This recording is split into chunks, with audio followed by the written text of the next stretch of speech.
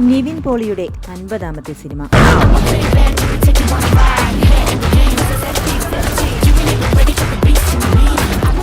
അൽഫോൺസ് പുത്രന്റെ സംവിധാനത്തിൽ. കേൾക്കുമ്പോൾ തന്നെ നിവിന്റെ ആ പ്രതാപകാലത്തിന്റെ ഒരു ഫീൽ കിട്ടുന്നില്ലേ? യെസ്, പ്രേമത്തിനു ശേഷം നിവിൻ അൽഫോൺസ് പുത്രനുമായി ഒന്നിക്കുന്നു. അങ്ങനെ താരത്തിന്റെ 50ാമത്തെ ചിത്രം പ്രഖ്യാപിച്ചു കഴിഞ്ഞു.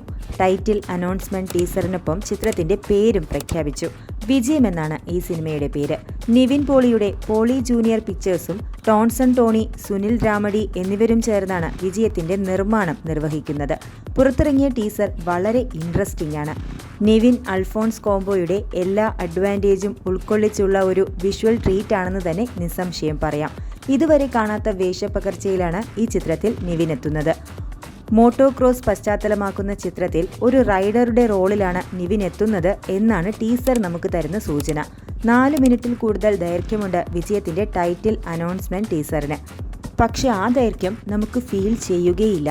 അതായത് ലാഗ് ഇല്ലാതെ നമ്മളെ പിടിച്ചിരുത്തുന്ന ടെക്നിക് അൽഫോൺസ് പുത്രന്റെ ദൃശ്യഭാഷയ്ക്കുണ്ട്.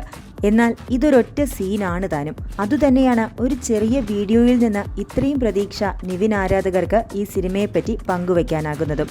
രചനയ്ക്കും സംവിധാനത്തിനുമൊപ്പം ചിത്രത്തിന്റെ എഡിറ്റിംഗും നിർവഹിക്കുന്നത് അൽഫോൺസ് പുത്രൻ തന്നെയാണ്.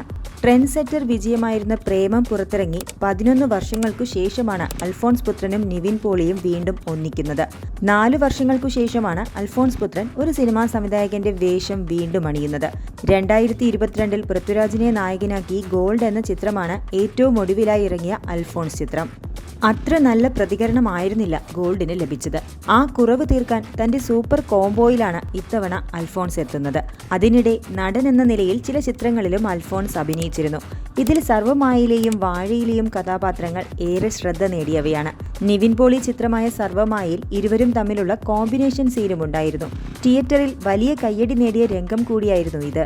സർവ്വമായയിലൂടെ തന്റെ സ്വതസിദ്ധമായ ഹിറ്റ് ട്രാക്കിലേക്ക് തിരിച്ചു വന്ന നിവിൻ വീണ്ടും അൽഫോൺസ് പുത്രനുമായി ഒന്നിക്കുമ്പോൾ അതിന്റെ ഹൈപ്പ് വളരെ കൂടുതലാണ്. എന്നിരുന്നാലും പ്രതീക്ഷകളെയൊക്കെ ശരിവയ്ക്കുന്ന ഒരു സിനിമ തന്നെ ഇവരിൽ നിന്ന് നമുക്ക് കിട്ടും എന്ന് തന്നെയാണ് ഒരൊറ്റ ടീസറിൽ നിന്ന് പോലും നമുക്ക് മനസ്സിലാകുന്നത്.